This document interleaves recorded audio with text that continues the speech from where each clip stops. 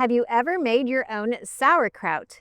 I know it can almost be daunting, like, oh no, that must be difficult, but it's not. It's super easy to do. Today we're going to hit the grocery store. We're going to gather all of the foods that we need. I'm going to share with you how to make 3 different kinds of sauerkraut.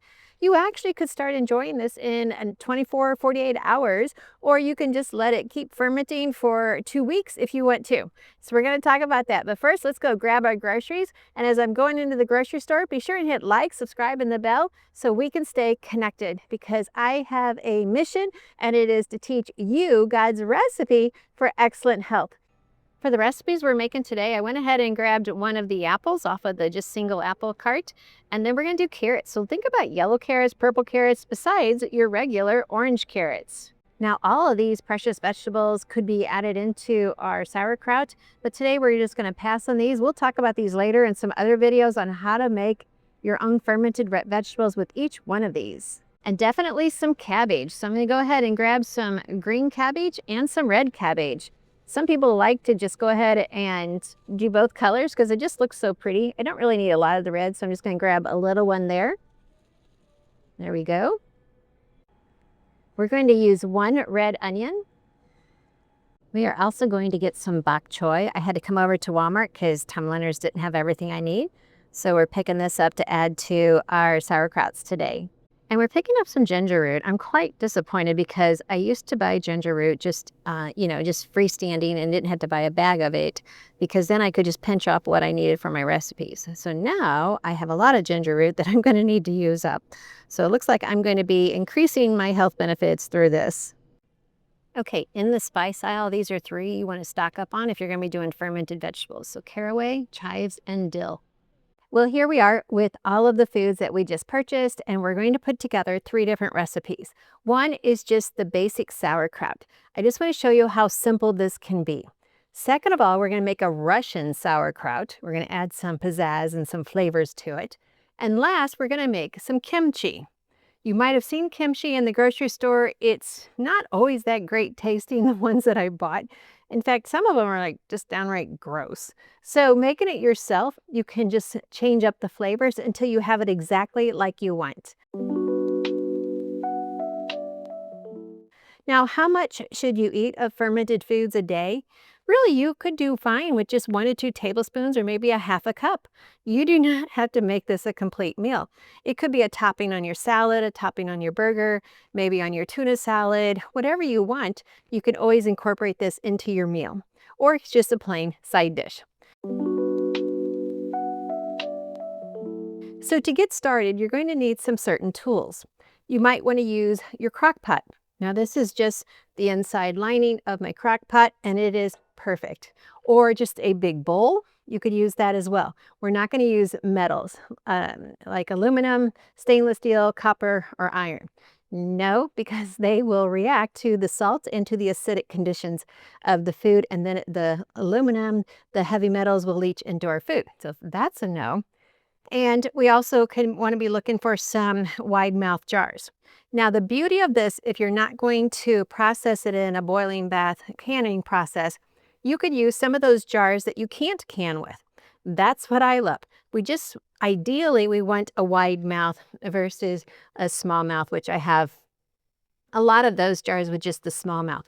So we really ideally want the large mouth just because it's easier to work with. We can still use the small mouth if that's all you have, but large, wide mouth is better. Okay, from there, we're going to need a good quality salt. I prefer Redmond's real salt because it's just really pretty, for one. Plus, it's just mined salt. It's not had anything added to it. It's not been overly processed. And if you're going to buy the Morton salt, you're going to have additives. I don't forget, the percentage changes all the time, how much is salt and how much is the additives. So that's really a salt you want to, just not buy anymore. Redmond's real salt is usually your best option. Now here's a shopping tip for this salt. Buy this nice convenient shaker one time, and then just keep refilling it. In fact, I buy my salt in bulk from some of the prepper supply stores, and then I just keep refilling my salt shaker. Most of the prepper supply stores are buying the Redmond's real salt, so I love that. Okay, so we're going to need salt. We're going to need some vegetables to make our sauerkraut with. Sauerkraut is typically, it's going to be a cabbage. So we have the green cabbage, we have the purple cabbage, and we have the bok choy cabbage, which I picked up at Walmart. And so any of these cabbages would work. Now, what you do to it after that, what food you add, is just totally up to you. I love cooking when the rules aren't strict because I'm an impulse cook. So I add things as I think about it. So we've got our cabbages, we've got our salt, and that's all you need. You just need a cabbage, a salt, and water, and you can make your own sauerkraut. You can make your own fermented foods.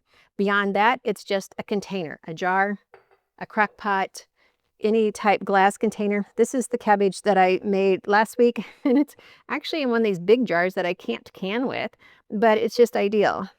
It looks kind of cool with the towel like that. Yeah, and a towel you would need, or some type of a sealer, which I'm going to talk about a couple different options as we go. So that's basically all you need to get started. Now I have lots of ingredients here ready to go, so we can make the 3 recipes. Now, beyond that, here's some more tools that I would have. One, a sharp paring knife, a sharp chopping knife. I always use, if you're going to add onions to your sauerkraut or your kimchi, I love this chopper. This is the immersion blender. There's a couple different varieties, different value points when you shop for these, but I definitely always make sure it has a food processor at the bottom. And this makes short work of chopping onions. In fact, I tried chopping these onions up today. I thought, I'm just going to go ahead and use a knife. I started getting chopping, and then the tears started flowing. So I said, why am I doing this when I could do it in a third of the time using this?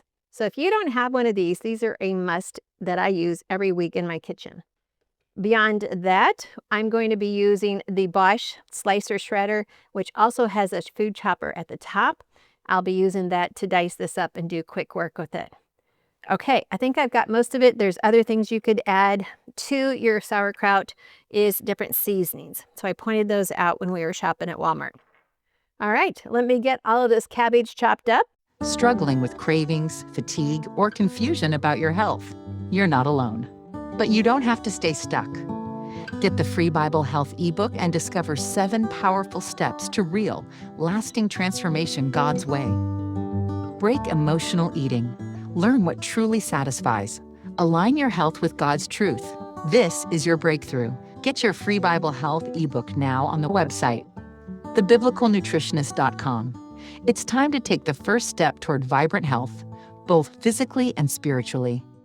Before I chop up this cabbage, I want to point out the outer leaves. Like this outer leaf, it's kind of yucky, so I'm just going to tear that off and get rid of it. This leaf is not as bad. So what I could do is I can actually take this off and I can save it to be a lid in my cabbage. Now, if you think that one's not good enough either, well then go ahead to the next one and take this one off and use it as a lid in your sauerkraut. And I'll show you what I mean as we make it. And this one doesn't want to come off super easy. Okay, so I'm going to put that aside. I could do the same with the purple cabbage. So that one's, yeah, I don't really want that. And I didn't really get a big cabbage because I didn't really need that much. So I took one of the smaller ones out of the bin. So I could take the first purple leaf here. I know it's called red cabbage, and just save that as the lid in my mason jars.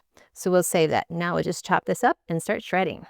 Now, if you have never used the slicer shredder that goes on the Bosch, it's so easy to assemble.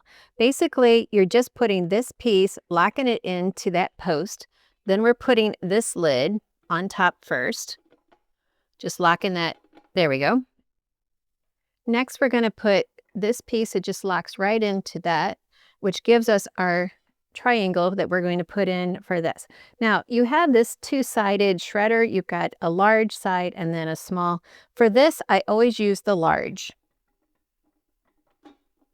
And that just sets right in there. And then we have our top piece, which we have a hole right here for it to fit right over top that. And then this is going to lock in right like that. And then we have our top piece here to help push the food through. And that's it. I do also use the entire core of the cabbage. There's nothing wrong with it. And especially since it's going to be such small pieces, no one's going to think, oh, that's much chewier than the other pieces. They're not even going to know that I did it. So never waste your core.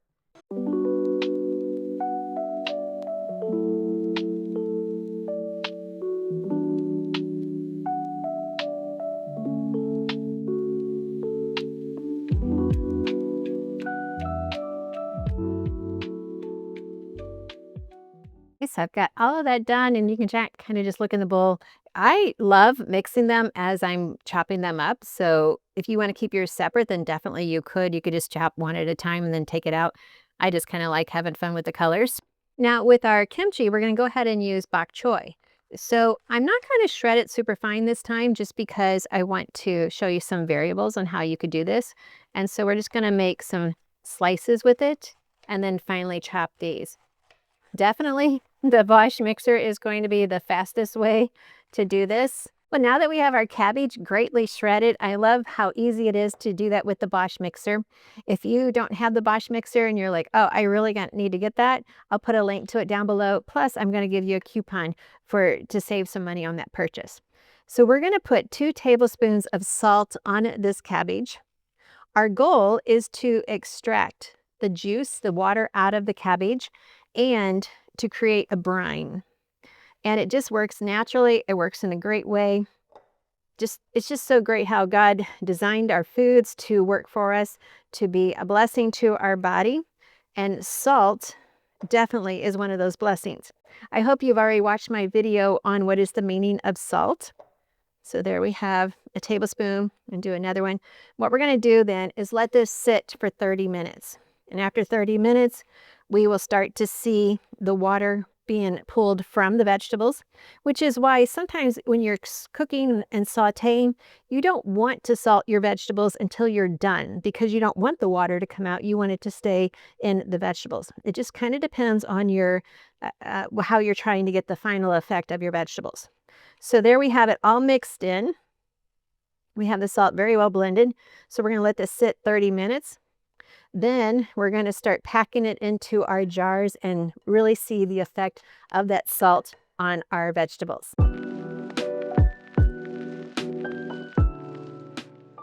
Now we're going to make our Russian sauerkraut. So for this, we have 4 cups of shredded cabbage. You could use any cabbage, green cabbage, red cabbage, you could use bok choy, you could use any cabbage, Napa cabbage. There's no limit. It's just cabbage. So have fun with that. So we have our bowl. We have 4 cups. To this, we're going to add 1 tablespoon of salt. And we're going to just sprinkle that in. We really want that salt to be well blended because we need it to pull the water out of the cabbage. So we really want to stir that up well. Now, for the Russian cabbage, we're going to add a tart apple. So you could add a Granny Smith, or you could go ahead and add a McIntosh, which isn't totally tart, but it would give it a delicious flavor. So we're going to add 1 apple. You can just chop it up. You could shred it in your Bosch shredder just as well, or whatever food processor you have. To this, we're going to add 1 teaspoon of some organic sugar. Mix that up, and then we're going to add pretty much 2 cups of carrots. So it's about 2 large carrots shredded. And this is going to be good. Mix that up, and then we're going to go ahead and add our carrots. Even just the colors alone is going to make this a pretty dish. If you make more than you can eat after you have it to the flavor that you like, it's fermented to the level of tartness yet deliciousness, then you can go ahead and put it in a water bath canner and go ahead and process it that way. You're going to lose a little bit of the nutrition. You're going to lose a little bit of the key nutrients, but you're still going to have much more than you would have from anything you buy at the grocery store. All right, so there we have that. We're going to let that sit for 30 minutes. I'm just going to kind of pack it down, get that salt working on all of those different foods. Let that sit for 30 minutes and we'll come back to it. Now, I almost forgot, one of our most unique ingredients for this is going to be our cranberries. We're going to add 1 cup of cranberries. These are the fresh cranberries. You might have some left over from a holiday, Thanksgiving or Christmas, or you might have some in the freezer that you could thaw out and add to this. This is truly going to be a delicious dish. So we're going to stir those in and then let that sit for 30 minutes to get that salt working and creating a really good brine.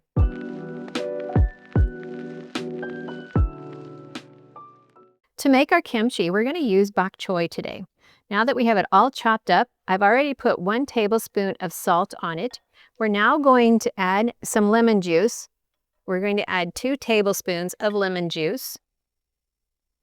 To this, we're going to add 1 tablespoon of ground ginger and also some chopped garlic.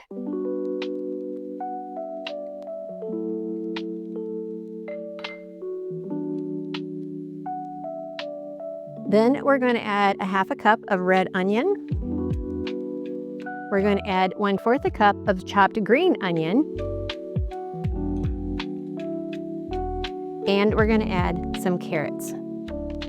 And this is going to be our kimchi mix. I went ahead and put it in my crock pot just so I could stir it up a little bit better. And a crock pot, if you have a small crock pot or a large one, this is perfect for making any of your fermented vegetables, and especially for just stirring it up. So now that we have the salt on every one of the ingredients, we're going to let this sit for about 30 minutes, and then we're going to come back and put it in our jars. I just want to make sure all of the vegetables are being touched by the salt so we can start pulling that out and making a really good brine. Are you ready to have more fun in life and not be plagued with sickness and tiredness? At the Reclaim Retreat, we see transformations happen as soon as you arrive at this anointed place, a sacred space where God is at work and you can truly rest in His presence. Join a community of like-minded individuals ready to reclaim their health, their joy, and their God-given purpose. Come be refreshed, be renewed, be transformed. Spots are limited. Save yours today. Register now at biblicalwellnessretreat.com and reclaim what God has already promised you.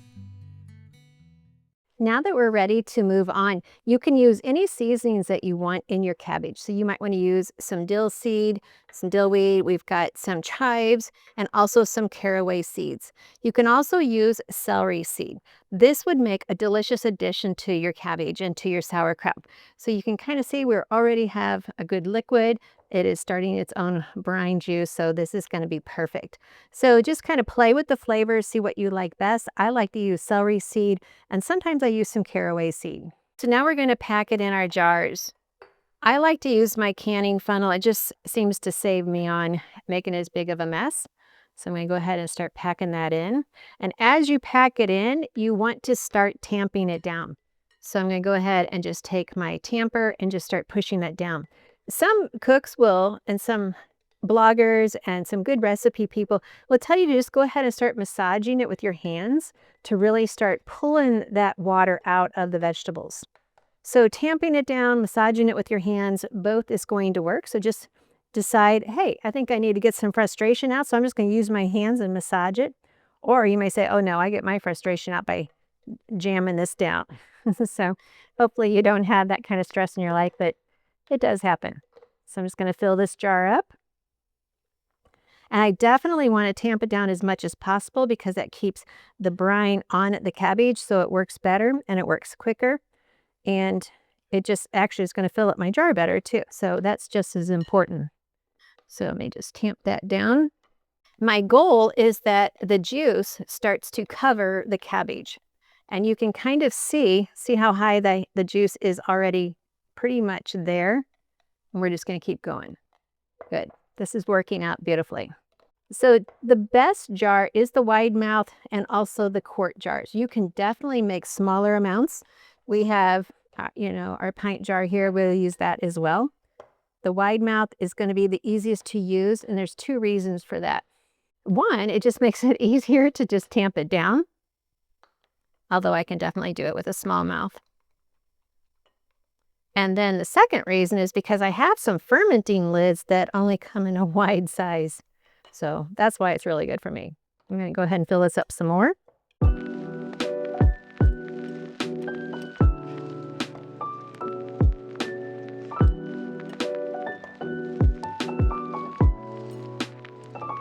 There we go. Definitely want to keep tamping that down. And again, you can kind of see how that water is coming to the top. That is working exactly like we want it to. Now, what we want to do is make sure the cabbage stays below the water level. Now, there's a couple ways of doing that. Now, if I want to just not have to worry about it, I could buy a lid. This is a company that I have bought lids from, the Easy Fermenter. It works really well. You don't have to worry about anything. You just put the lid on. You can just set the date of when you made it. Okay, so if today was the 14th, I would set the date right there as the 14th. That tells me, it reminds me when I started this batch, and I would just seal that up and I'm done. I don't have to worry about keep pushing it down. It's going to be always good. The other way is if I want to do it the way I showed you at first. This is a batch I did actually it was about a week ago. And to hold it down, I took the leaf from the cabbage and I used that as my plate. So a lot of different recipes, they'll say put a plate down on the cabbage. And then on top of the plate, let me see if I can get this back out of there. I used one of my jars. And so I had the leaf down there first, and then I put the jar on top to keep pushing it down, and it worked beautifully.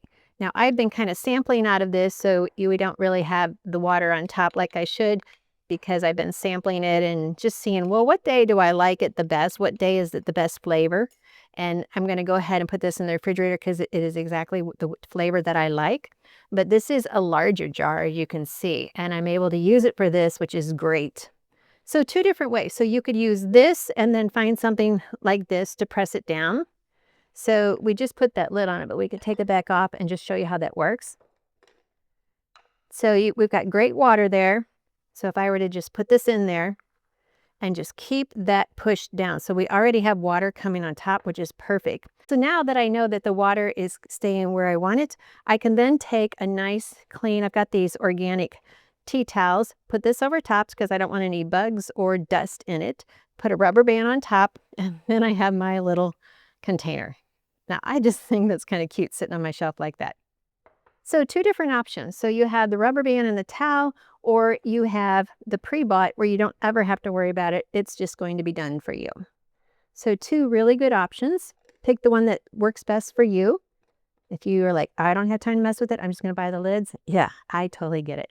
Here we have what I just made. We have the batch that I made a week ago. We have with the towel and the rubber band, and then we have this lid. So they're all good options. They're all good ways to store it. So this is going straight in the refrigerator. What I want you to know is this is not going to need to be touched. You can see the liquid level is on top of the cabbage. You can see that is working perfectly already. And this one is getting there. I need to tamp it down some more. So what I'm going to have to do with this one, because it is more of a manual way of making it, is come in every couple of days, or actually every day, and tamp it down some more to make sure the liquid stays on top of, that there's actually a layer of liquid on top of the cabbage. And that's what's going to give us our sauerkraut. Now, this is going to be ready to eat within anywhere from 36 to 48 hours. You could start sampling it and see how much you like it. It's going to get a little bit deeper flavor the longer it ferments. So you might have yours and say, well, I really like mine to ferment for 7 days, and then it's at the best flavor that I enjoy. It might be 10 days. So it doesn't matter. It's what flavor you like the best. So you could start enjoying this within 2 to 3 days, or you could say, nope, I'm going to wait a week or 10 days because that's the flavor I love. When it reaches the flavor you love, then you would take this lid off or this lid off and put just your regular lid like I have on this big container here, whatever canning lid you use. Now, if you make more than you can eat at the time, or your garden is just going crazy, you can go ahead and water bath can this. That way you'll have a seal on it and you have food that'll last you forever. This is the perfect way to serve our food in prepper style in case the food goes crazy, the price goes crazy, it becomes unavailable. You are ready to serve your family and serve your family super nutritious food. To continue on with our Russian sauerkraut, I mean, it just looks delicious. You could really eat it like that, but we really want to ferment it so that we get the nutritional bang for our effort. So I'm going to go ahead and use my funnel for canning and start putting this in there. It's real important to tamp it down. So we can tamp it down as we're going, and we're definitely going to tamp it down as we get near the top. So let me take that out and let me just start tamping that down. We want that salt to really work on those vegetables and pull out that juice. I want this packed super tight. Let's put some more in there.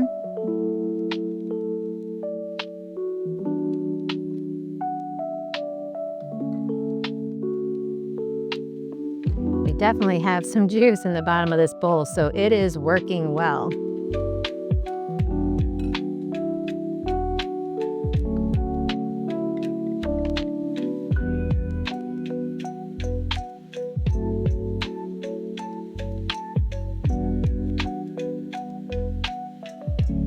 The goal is to make sure we always have juice on top of our vegetables, on top of the cabbage and all of the different variety that we have in here. Sometimes after a couple of days, you may see what looks like a bloom on top, and that is okay. You can just go in and remove that. Now we have it full. You can see we have some juice on top. We could really use a little bit more, or we just need to keep packing it and just keep working our way around it until it is submerged in the juice, which is right now, it's much better than it was just a second ago. Our next goal is to weight it down so it stays below the juice level. Now, to make it stay there, I could actually use, this is my pumpkin butter, which I give away as gifts, but it'll clean up well. I could put that on top. And then just to make sure no dust or bugs get in it, I could just cover that with a towel. So I have a bunch of these kitchen towels that I use for cooking, as a cheesecloth for straining yogurt, lots of different things. So I could just keep that on top. If I wanted, I could put a rubber band around it, just keep it in place. So there we have it. I have my jar of Russian sauerkraut. Oh, that looks so pretty. Sometimes food's too pretty to eat. So we're gonna let that sit. Now it can sit just for 10 days and it will have the most delicious flavor. It will be well fermented, so it's gonna build a really healthy microbiome because it's gonna feed the prebiotics. Prebiotics is food for my probiotics. And so the fermented foods feed my probiotics. And I need them fed because I need them to work for me. They are my army. They help my immune system be strong and all of that. So you can see, look at that juice. That is going to be working perfectly. Now my second option, if I didn't want to do it this way, I could go ahead and use the purchased lids. These are from a company called the Easy Fermenter. I'll have a link to that down below. And it just makes short work of it. I wouldn't have to do the weighted lid and I wouldn't have to do this. I could just put the lid on, set the date for when I started it, and be done with it. I wouldn't have to keep checking it every day, tamping it down every day. So that's kind of the easy way of doing it.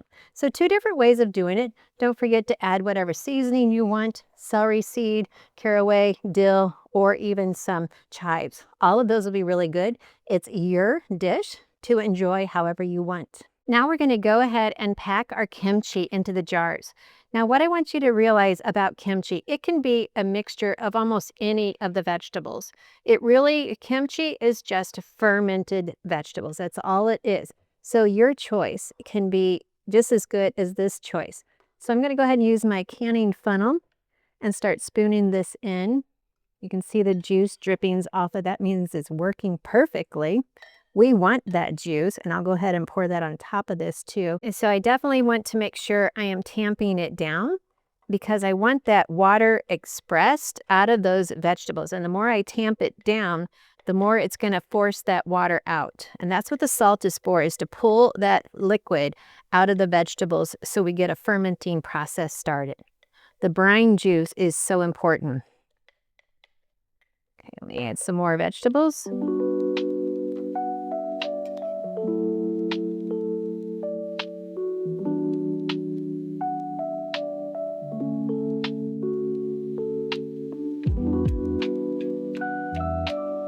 Again, push it down as hard as you can. And now that I've been tamping that, and just keep going around until you see it start to splash and you can see the liquids in there. That's what we want. It's exactly. So I want to keep tamping that down until that liquid gets over the vegetables.